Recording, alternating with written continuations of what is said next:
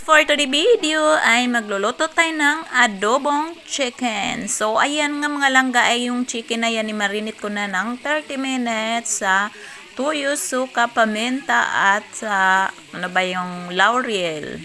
So pagkatapos after 30 minutes ayan i-fry ko siya bago natin adobohin para i-brown natin siya ng konti. Yung konti lang na brown mga langga. So ayan. Ayan, okay na yan siyang ganyan. Ayan, okay na yan, yung brown niya. Para maganda yung kalabasan ng adobo natin, no? So, yan pala yung adobo na yan, para yan sa birthday ni Ana.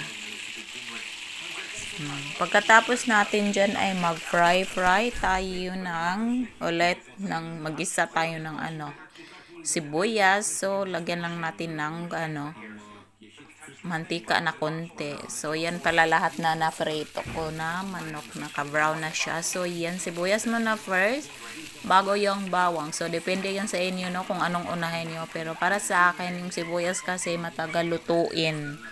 Kaya yung inuna ko yung sibuyas bago yung bawang. Kasi yung bawang, mabilis lang siya maluto ba, masunog.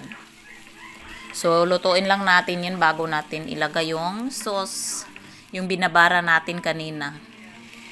Binabara natin sa manok. So, lagay natin yan. So, nag-add ako ng niyan, tubig. Saka tuyo. Nilagyan ko siya ulit ng tuyo. Tapos, tuyo ulit. Lagyan ng bell pepper, sugar.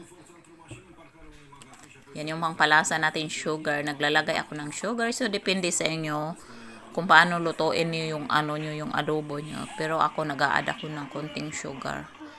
So nag-a-add ako ng konting cubes na chicken. Half lang. So add na yung chicken. Ayan, nilagay ko na yung chicken. So palambutin lang natin siyang konti kasi marami pang sabaw.